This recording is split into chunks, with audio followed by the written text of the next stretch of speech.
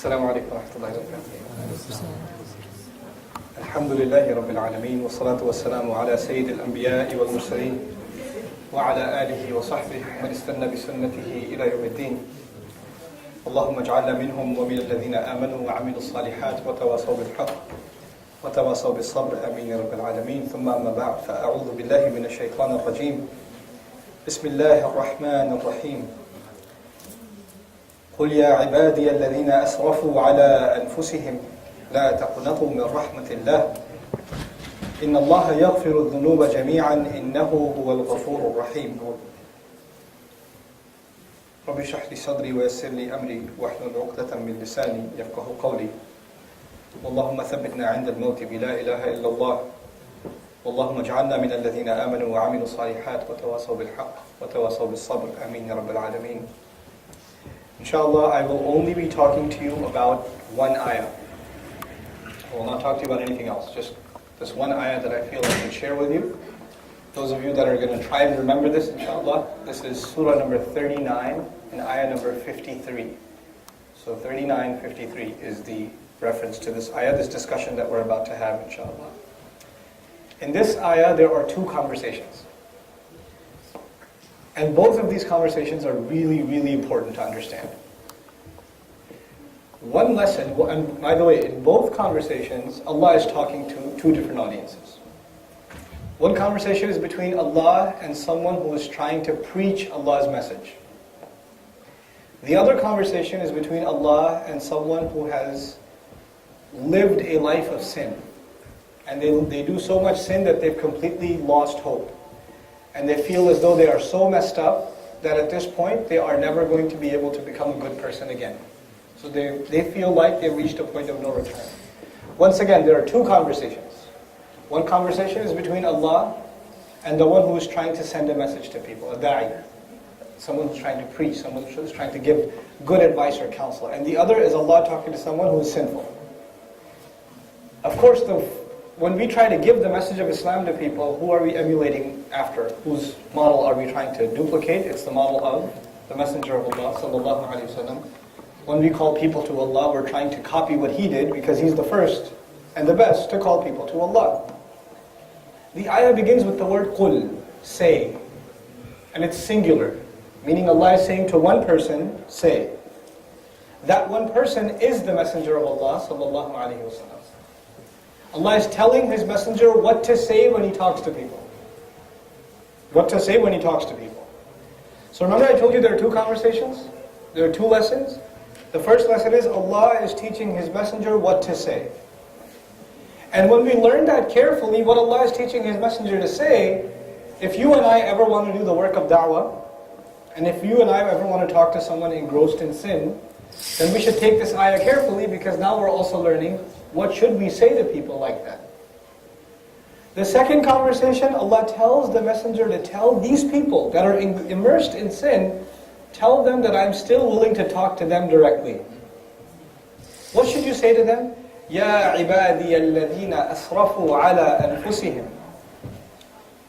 My slaves, those of you that have made violations against their own selves, those of you that have gone beyond limits, only harming your own selves. I'm using a simplified translation to get the message of the ayah across. The first words are my slaves. My slaves. Who's talking? Who says my slaves? Does the messenger say my slaves? Or does Allah say my slaves? Allah says my slaves. So the messenger is supposed to go to people and tell them, look what Allah says to who? Says to you. You know when somebody's really upset with you, they don't talk to you? Right? They refuse to talk to you. So you could say, Allah is not angry at you. Or Allah might forgive you. But you're talking about Allah. But in this ayah, Allah is not only talking to you, He's giving you hope. He's talking to you. So that you're reminding the sinful person, listen, Allah is directly addressing you. Now, when the one who does a lot of sins, in Arabic, one of the words for that is musrif. Musrif. Musrif is someone, Allah set a limit, and he went beyond that limit. Literally, when you set a border, like you put a fence, and you tell the horse, don't go past that fence, you train the horse. But when it crosses that fence, the horse is called a musrif, right? Allah sets a limit. Don't eat this. Don't look at that. Don't do this. Don't do that. Remain within these limits. When you cross those limits, then what is this person called? Muslim, right? The ayah doesn't say, tell the messenger to speak to the people and say, قُلْ يَا أَيُّهَا الْمُسْرِفُونَ. People who go past the limits, listen up. Don't lose hope in Allah's mercy. It's not like that. Allah says to them, Ya ibadi, my slaves. My slaves. You know, in normal discourse, who you call a slave of Allah? Like that person, such a good slave of Allah. The word slave implies someone who obeys the master, someone who loves the master, someone who listens to everything the master says, doesn't it? But what I'm trying to get across to you is this ayah is not talking about people that obey Allah, it's talking about people who what? Who disobey Allah. But Allah says, even talks to them and says, my slaves. Ya ibadi. This is a term of love, and also what they're being told is, no matter how much you messed up, you still haven't lost your ability to become a slave. You still have a hope. There's still hope alive with you. So much so, not only am I talking to you, I'm calling you by a good name. Ya ibadi. By the way, the word abd is also used in the Quran for the Messenger sallallahu alayhi wa sallam. Alhamdulillah alladhi anzala ala abdihi al-kitab. Subhanalladhi asra bi abdihi laylan. Subhanallah. That word, slave, is used for Muhammad sallallahu alayhi wa sallam. And in this ayah, Allah is using that word to call the person who sins. The person who is immersed in sins. What does he say to him? Ya ibadi alladhina asrafu ala anfusihim. My slaves who have crossed the limits, only harming their own selves. Who have transgressed against their own selves. You know when you break the rules, you figure you've harmed the one who set those rules. Like if your parents told you don't do this, that, or the other, and you do it, you figure you've hurt whose feelings? Your parents. You've harmed your parents. So when you cross the limits, and when you break the rules and regulations, and you disobey, you are hurting someone else. But according to Allah, in this case, whenever you sin, whenever you cross Allah's limits, who are you hurting? You're only hurting yourself. So Allah tells you, my slave, who is so bent upon not hurting me, but hurting himself. You can't harm Allah, you can't take away from Him anything. So when you and I disobey Allah, who are we harming? Our own selves. You've only harmed yourselves. And by the way, I want to tell you what this harming yourself, some practical examples of what does it mean that you're harming yourself. Since there's a lot of young people here, I know some really young people here too, but I should still share this with you. When you see something shameless, you've actually harmed yourself. Every time you see something shameless, your heart becomes harder. You lose a part of your humanity. Animals have no shame, but Allah gave human beings a sense of shame. And the more you see something shameless, the closer you start becoming to what? Animals. The closer you start becoming to animals. Until a point comes where there's no difference between you and an animal. You know what makes an animal an animal? An animal has no control over its urges. It's hungry, it bites. It sees a mate, it runs after it. A squirrel running after the other squirrel around the tree. Crazy. Right? It has no control over its urges. No control over its tongue, no control over what it eats, no control over where it goes. Whenever it feels something, it does it. Right? Which is the contemporary equivalent of saying, I do whatever I feel like doing. You ever heard that expression? I do what I feel like. I'm going to do what I want. You know what that by definition, what behavior that is? The behavior of an animal. When you become accustomed to shamelessness, you are closer to becoming an animal. When you don't care what you eat, doesn't matter halal, haram, you don't care. Whatever goes in, it's okay. Then you are no different from an animal. So who are you harming? You're harming yourself. Allah gave you the status of human being and you want to reduce yourself to an animal. SubhanAllah. You're only harming yourself. And by the way, those of you that are a little bit older, especially when it comes to shame, there are two problems, I believe personally, there are two problems that Muslim youth have. If they can solve these two problems, they have no other problems, as far as I'm concerned. They got no other problems. The first problem they have is they are not respectful enough to their parents. The second problem they have is they are overexposed to shamelessness.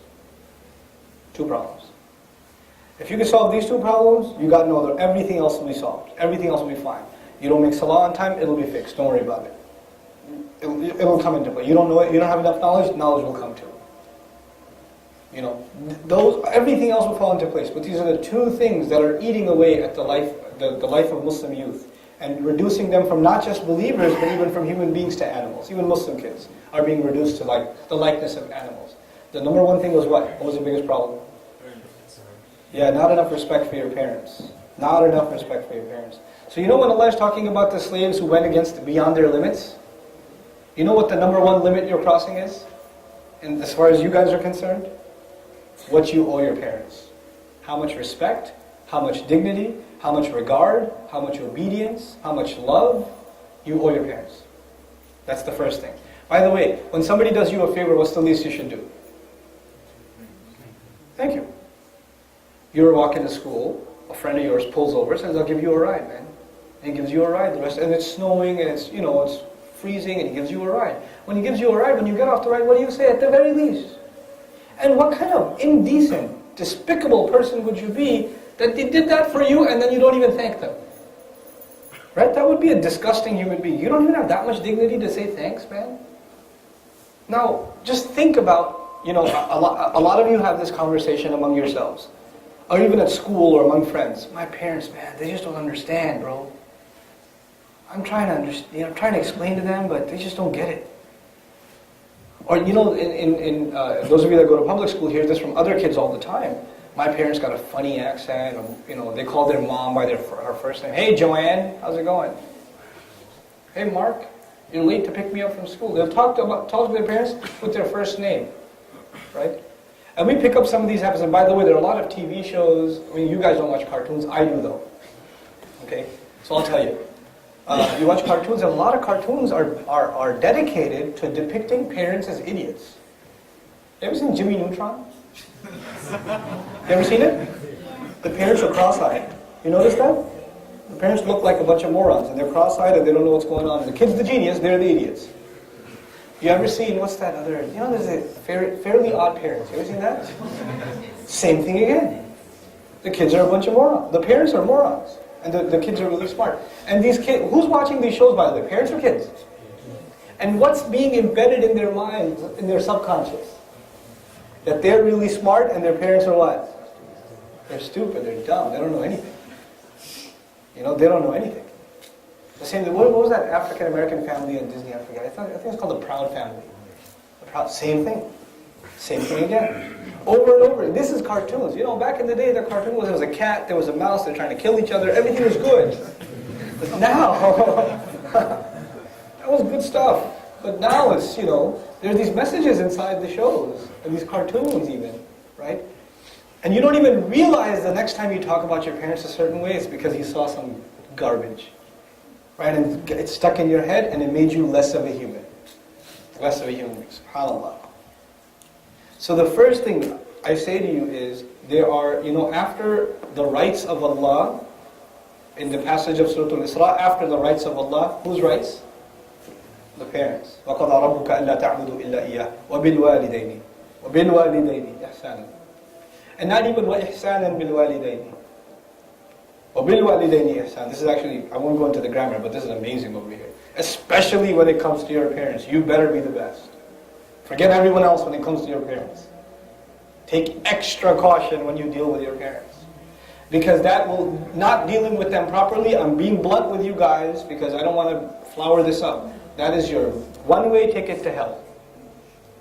You are messed up with your parents. It doesn't matter if you go to Hajj every year, and slaughter goats for the sake of Allah, and give charity, and make qiyamah. None of that matters. If you're messed up with your parents, it's a straight ticket to hellfire.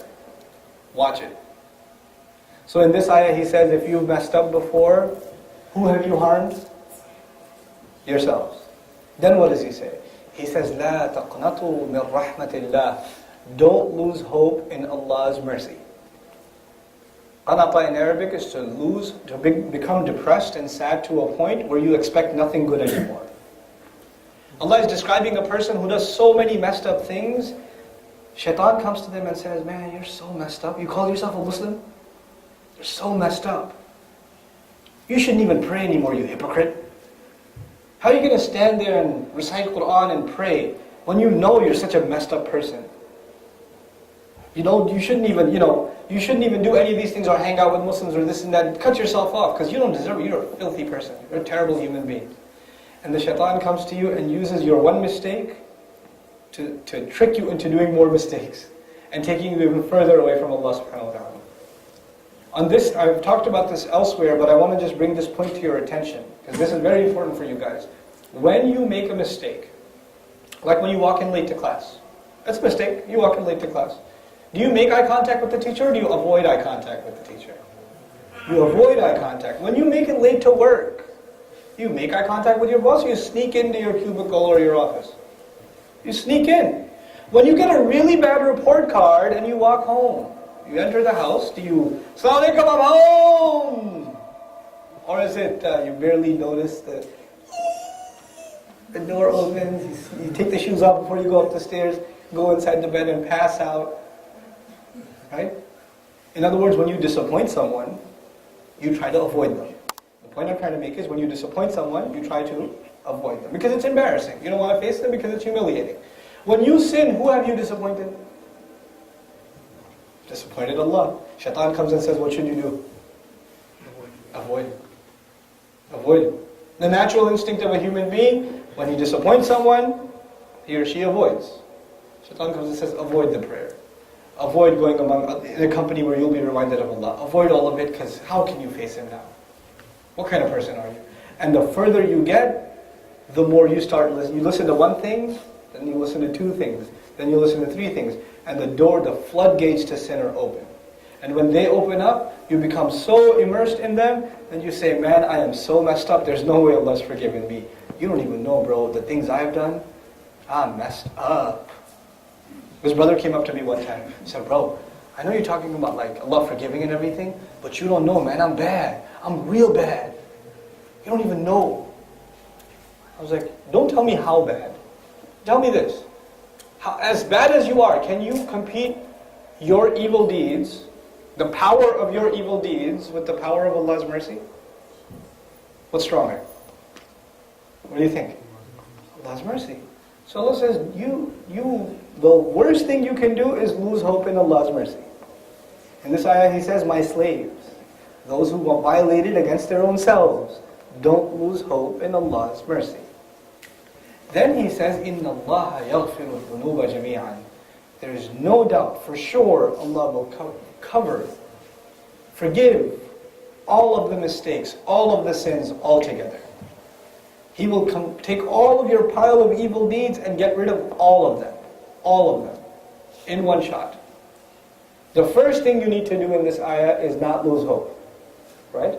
The first thing you need to do is not lose hope. And by the way, before I talk about not lose hope, that was the final stage. What was the first stage? You start doing what with Allah? Avoiding Him. You start avoiding. You don't talk to Him. By the way, all of you, you should talk to Allah subhanahu wa ta'ala. You memorize lots of du'as, the prayer is done, you raise your hands, you make some du'as you memorize. When you're walking to school, when you're walking down the stairs, when you're by yourself, talk to Allah. Man, I really messed up. I'm sorry. When you talk to someone and you know they can hear you? When you talk to someone on the phone, you know they can hear you. When you talk to Allah, do you know He can hear you? Do you know He can hear you? Yes. Yeah. And if you feel weird talking to Allah, if you feel like, I feel like I'm talking to myself, that's kind of weird. You know what that means? That means you're not really a strong believer. Because you have to believe that Allah hears you. So you have to learn to talk to Allah in your private moments. You talk to Allah. You have to believe that He not only hears you, He also sees you. And you behave differently when someone sees you and hears you, and you behave differently when they don't see you or don't hear you. Isn't that true? So we have to develop that consciousness. This one ayah, subhanAllah, those of you that try to advise others about deen, what's the first step for these people? The Muslims who are immersed in sin and they're doing all kinds of haram things, where do you start talking to them? If you tell them this is haram, they already know it's haram. When you tell them you shouldn't do that, they already know they shouldn't do that. It's not like they didn't know. They're doing it anyway. What is this ayah teaching us? Where do you start? What do you tell them first? Listen, you're still Allah's slave. Even if you disobey Allah, you're still His slave. And that master of yours, he's saying, don't lose hope, even if you've sinned. And don't come and tell me, you don't know, man, I'm real bad. Allah knows more. Allah actually knows how bad you are. And despite how bad you are, He still says, don't lose hope in my mercy. لا تقنطوا من رحمة الله. Then He says, إن الله يغفر الذنوب جميعا. No doubt, Allah will forgive the sins, all of them altogether. This is, by the way, the concept of tawbah in Islam. The concept, you've heard about tawbah before, right? Tawbah. Just one thing I want to tell you about tawbah. I don't want to give you a long lecture. I just want to open this discussion with you. Two things I wanted to highlight: the rights of your parents, we'll talk about a little more, and then shamelessness. Two problems that youth have. And when I'm saying make tawbah, and don't lose hope in Allah's mercy, then now what do you go back and do? You change your ways in regards to two things. You change your ways in regards to how you deal with your parents, and you change your ways in regards to how exposed you are and how desensitized you are to shameless things. Shameless words, shameless language, shameless company, shameless things on the screen. I don't care what screen. Whether it's your cell phone screen, or it's your laptop screen, or it's a TV screen, I don't care. If it's from the screen, watch it. Shameless things in the hallway when you're walking down. The aisle in high school, the hallway in high school, or in class, you're exposed to shamelessness and you know it. And you're exposed to so much shamelessness your parents don't even know it exists. So you know about it, but you should know Allah knows too. Save yourself from becoming an animal. People around you are animals. They are. You see them. They're worse than animals. They can't even control their mouth.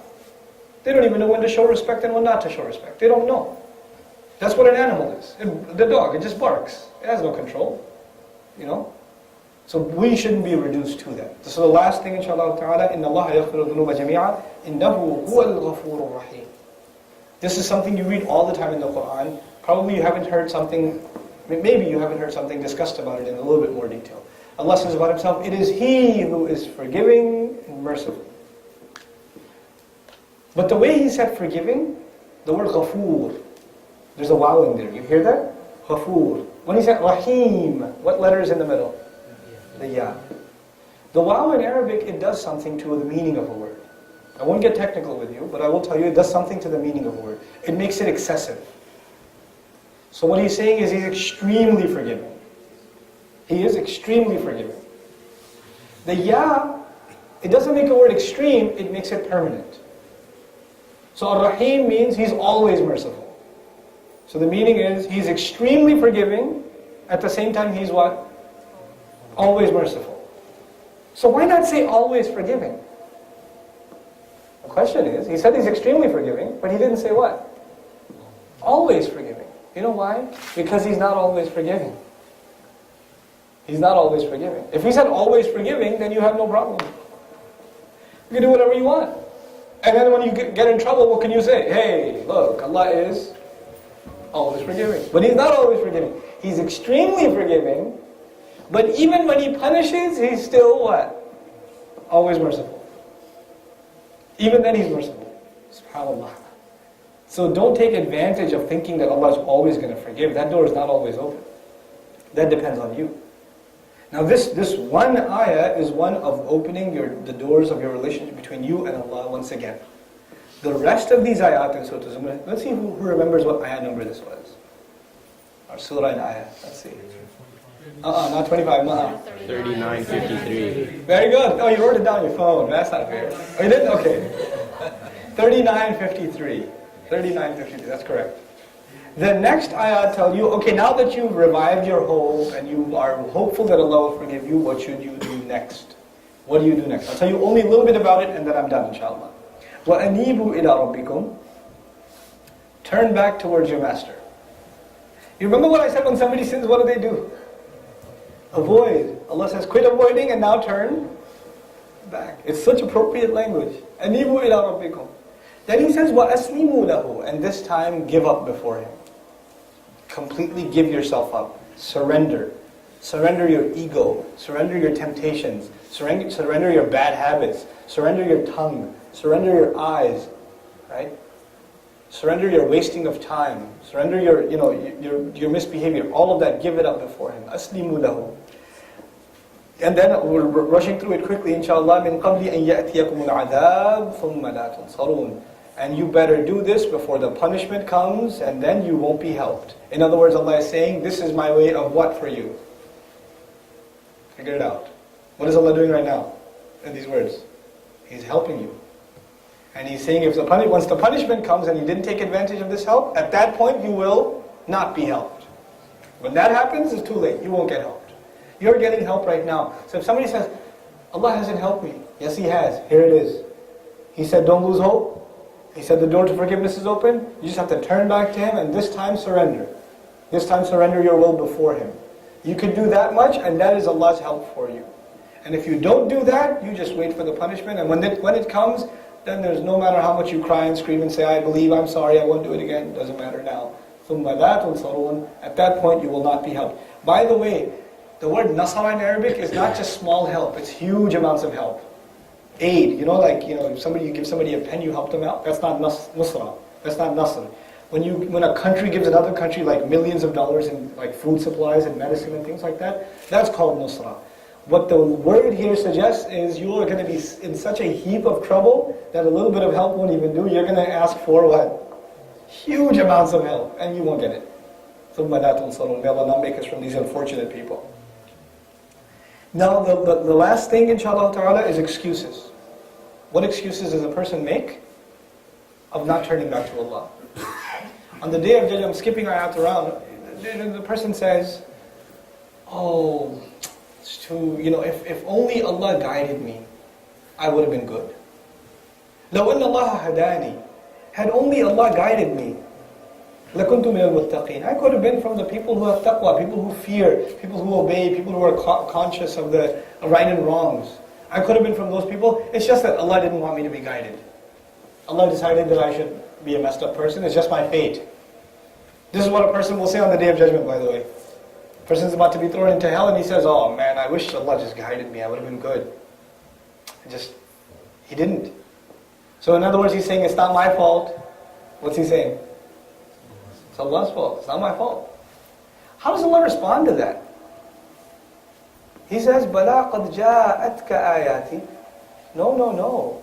My ayat. You know what ayat means? These miraculous signs, these revelations, they came to you. In other words, when he says, Allah didn't guide me, Allah says, no, I did. I sent ayat. In other words, what is the guidance of Allah? The ayat. So you can't say Allah didn't guide me. Yes, He did. Here's Quran. Here it is. Did you take it? There's one thing, you didn't feed me. No, the plate was in front of you. You didn't eat. That's not my problem. You didn't take. So Allah sent the book and He said, no, you're lying. I did send you the ayat. فَكَذَّبْتَ بِهَا. Then you lied against them. In other words, when you said Allah didn't guide me, you're lying. You lied that I didn't send you ayat. First of all, you've been sinning your whole life. Now you come in front of me and now you say you didn't send me guidance. You're going to lie to my face too? وَاسْتَكْبَرْتَ. And this is the most important one for you guys. I told you there are two major problems you have to worry about. What were they? Parents and what? Shamelessness. That's on the outside. You know what the biggest problem is on the inside? Ego. You guys, me too. We're all full of ourselves. We're obsessed with ourselves. We're egotistical maniacs. We are so obsessed, self-obsessed and self-absorbed that if somebody so much as looks at you for a long time, you say, what you looking at, man? You don't look at me. What do you want? What's up? You want to go? You know what that is? That's arrogance. That's kind of like Fir'aun. It's kind of like, he was also very self-absorbed. I know you can't deny this. A lot of you listen to hip-hop music, I know. You don't have to accept it, it's okay. You can accept it in your heart. Okay? You know what, a lot of things, I personally believe all music is messed up, but hip-hop music particularly is, by and large, taking these people and making them not just animals, but worse than animals. Why? Self-obsession with the self. My chain, my hat, my car, my rims, my golden tooth, my,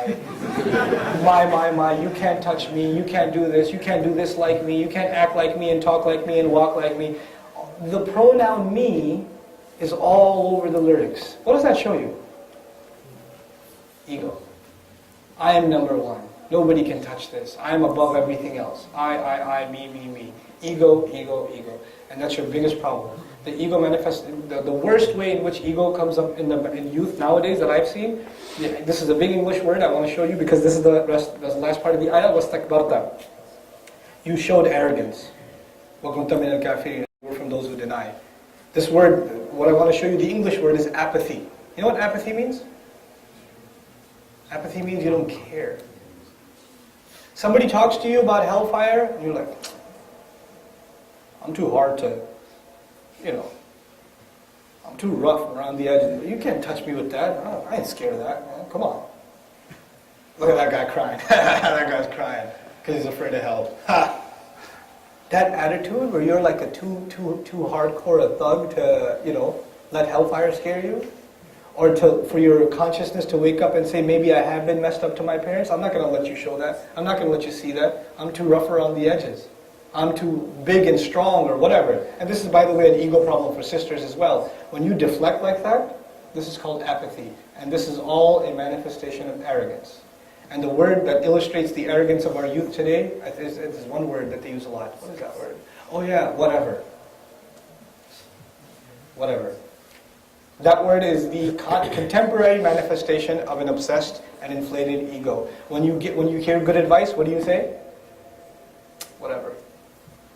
You hear somebody tell you you're doing something wrong, what do you say? Whatever. Your parents tell you, could you come down for dinner? Whatever, Mom. The word whatever nowadays and how you use it is an easy check for yourselves to see how egotistical you've become. On the outside, there's the problem of shamelessness and the problem of not respecting our parents. On the inside, what's the big problem? Ego. And by the way, on the Day of Judgment, if everything was good, but your heart had an ounce of ego, paradise or no? Nope. And we've become a culture, and I'm not pointing at American society or Western society. All of us are in this culture. We're in it. We have become a culture that is obsessed with ego.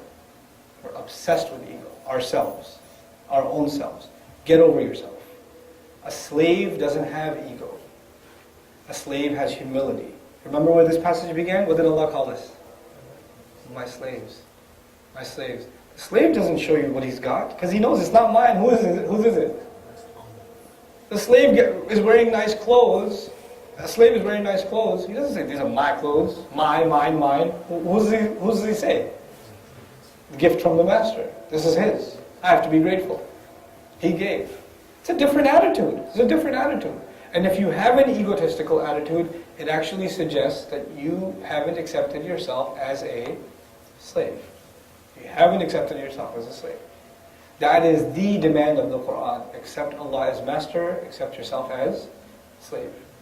That's the arrogance. It kills the arrogance on the inside. And on the outside then, it becomes easy for you to avoid shamelessness because the master said don't be shameless. It becomes easy for you to listen to your parents no matter how illogical and how irrational and how unfair, And you guys are just, I don't know. I don't want to get angry at you guys because I don't know you. But I do want to say, God, the things you get angry about at your parents, it's pathetic. You want to go sleep over at your friend's house and they say, no, you never let me do anything. There are people across the Atlantic, children that haven't had food to eat for 3 days, right? And you're crying all night about the sleepover. What does it matter with you? What's it called? Emu culture? Is that what it's called? Emu. I get confused it with Elmo all the time. Somebody explained it to me. I was like, I thought Elmo was happy. I don't know. It was supposed to be a really depressed culture and all that. The other genre of music. Oh, I only have an M3 from 2008. I don't even have an 09 M3. I'm so depressed about that. You get upset at your parents for such pathetic things. You're sending yourself to hellfire over such minuscule, petty things. If they're asking you to clean your room and clean theirs too. Be quiet. If they're telling you to just turn the thing off and come for dinner, come for dinner. Seriously, if I see, in my house, especially in respect for mother, right? If the kids are playing on the Wii or something, or they're watching something, and the mother calls, wait, hey, lunch is ready. She said, lunch is ready. You know what most of you do? Coming! but you're not coming. You do that, right? You know what you deserve when you do that? When the mother calls, you know what you should be doing? You know, the fuqaha talk about even break the salah, other than the fard, break the salah and go listen to the mother. Go listen to her. And if you take 10 more seconds, if I was there, I'd just take the thing and just break that TV, go listen to your mother. How dare you? This is worth more to you than your mother? She carried you around for 4 months after the baby gets really big, the last 4 months of her pregnancy. You try carrying a book bag around on your stomach for 4 months. See how that feels. Even when you go to the bathroom, when you go to sleep. She did that for you. Then she delivered you and almost died doing so. And lost pounds and pounds of blood and guts when she was delivering you. She almost died giving you birth. And then when she calls you, you say, coming. Show some respect. Be grateful. My parents don't understand. Yeah, they do. They understand you better than you understand yourself. They understood you when you were pooping on yourself. Right? That's when they understood you. They still understand you. You think they don't understand you, but they do. You don't understand. Oh, you say, oh, my parents have a funny accent. They don't even understand English. Actually, your parents are twice as smart. Because at least they can speak somewhat in English. You can't even speak a little in Urdu or Arabic or Turkish. So they're twice as smart as you, because at least they can communicate in 2 languages. Right? So don't undermine your parents, don't underestimate them, show them respect, show them regard, not only for their sake, but for the religion's sake. This is a core teaching of our religion. And I tell you, whatever problems you think you have on the Day of Judgment, all of them will pale in comparison to this one. This one problem you have, it will pale. And when you don't have this, when you don't show respect to your parents, then there's a curse of Allah on you. And when the curse of Allah is on you, the door to all those other sins opens up. Might as well dig your hole deeper. But when you take care of your parents, the du'as of your parents are with you. And when the du'as of your parents are with you, then you are saved from shamelessness. Then it becomes easy for you to wake up for Fajr. And it becomes easy for you to guard yourself from filthy language and to keep away from bad company, because the du'a of your parents is with you. This is very serious stuff. This will make or break your life. This will make or break your life. So take this advice, inshallah ta'ala, seriously. If I know this is supposed to be a talk about New Year's or something. I couldn't care less. But what I really sincerely advise you do, inshallah ta'ala, as a favor to yourself, more than anything else, when you go home, clean up the whole house. Clean up the whole house, vacuum the whole thing, and make mom breakfast tomorrow in the morning, early. Massage your feet, take care of dad, listen to him yell and smile back. Don't talk back, smile back. But what do you think? You're a good son all of a sudden? That's it. That's it, nothing more. Just take it. It's okay, just take it. But go out of your way to do good for them. And you know what that will be? That will be your way of showing Allah, Ya Allah, I heard your ayat. I heard that there's still hope for me.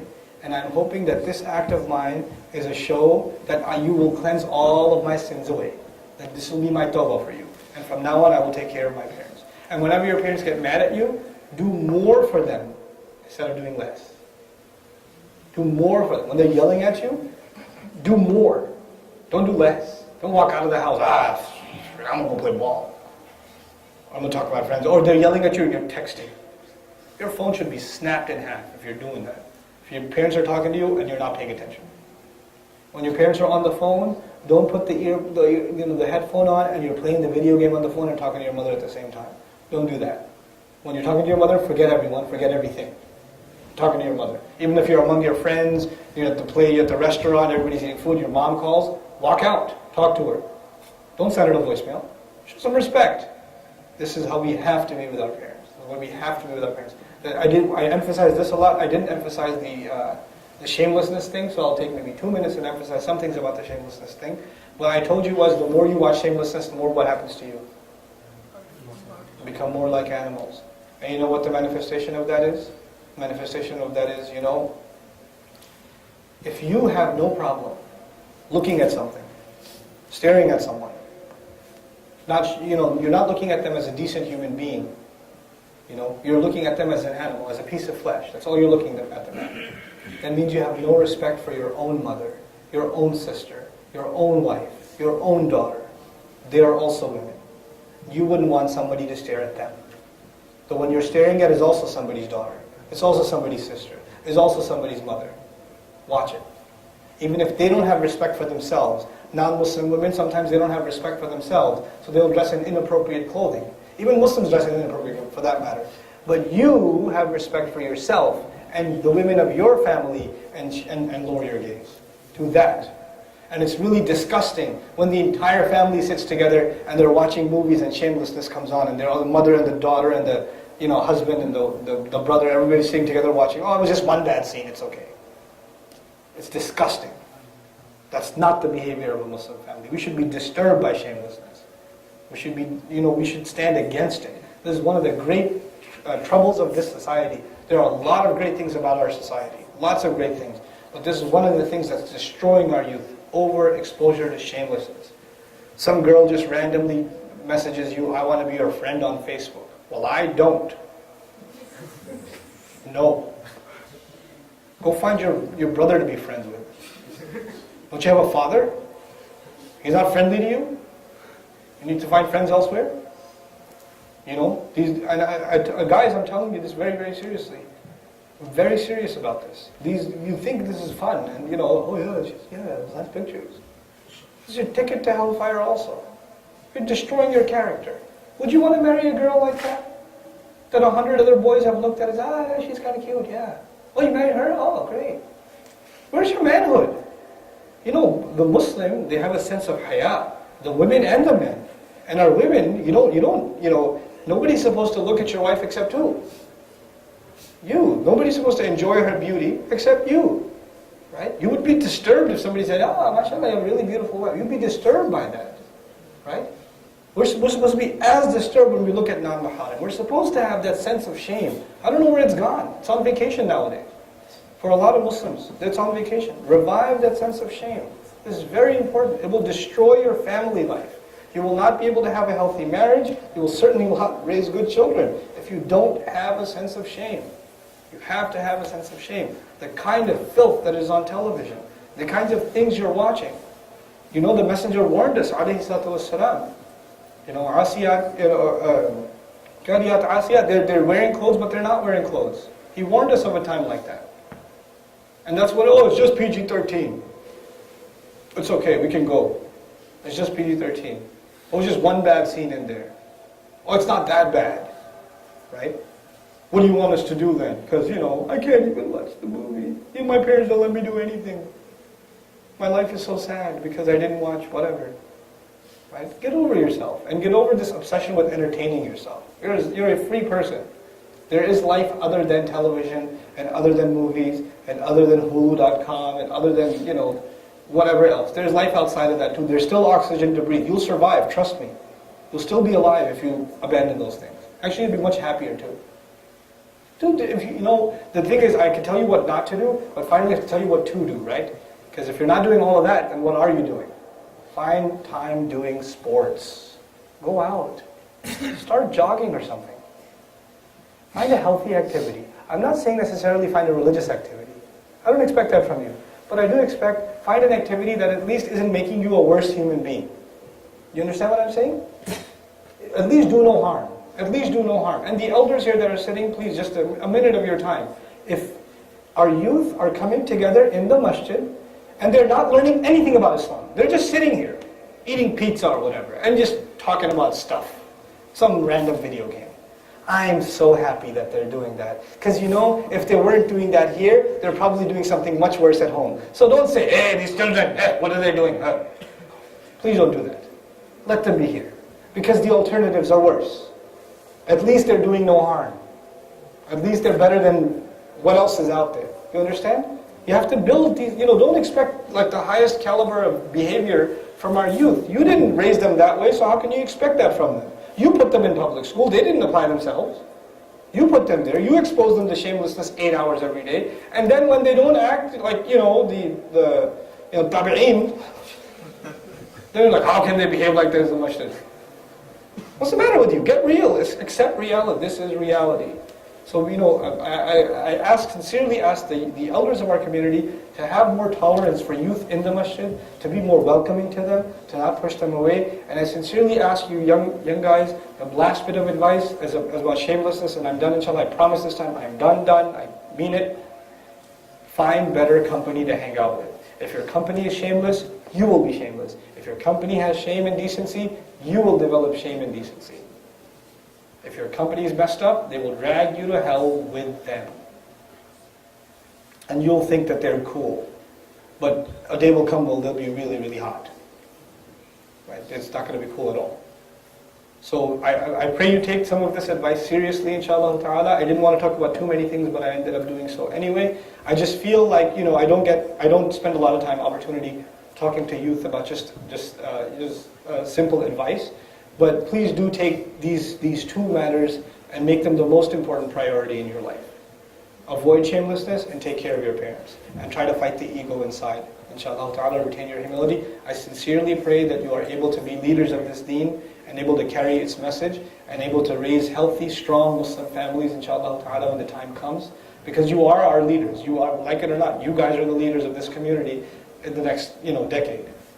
You are what this community is, inshallah. You are what Islam is. You have that responsibility. May Allah help you take that responsibility strongly, inshallah ta'ala. May Allah give your parents the ability to raise you right. May Allah help you find good company and help you avoid bad company. May Allah help you quit your bad habits, get you out of the cycle of being exposed to shamelessness, get you to learn to control your tongue against your parents, and to stop wasting your time and to become regular in your salawat. If I said anything good and true, it's a gift from Allah Azza wa Jal. If I made any mistakes, they're certainly my own. Subhanak Allahumma wa bihamdik. Nashhadu an la ilaha illa anta. Nastaghfiruka wa natubu ilayka. Wassalamu alaikum wa rahmatullahi wa barakatuh.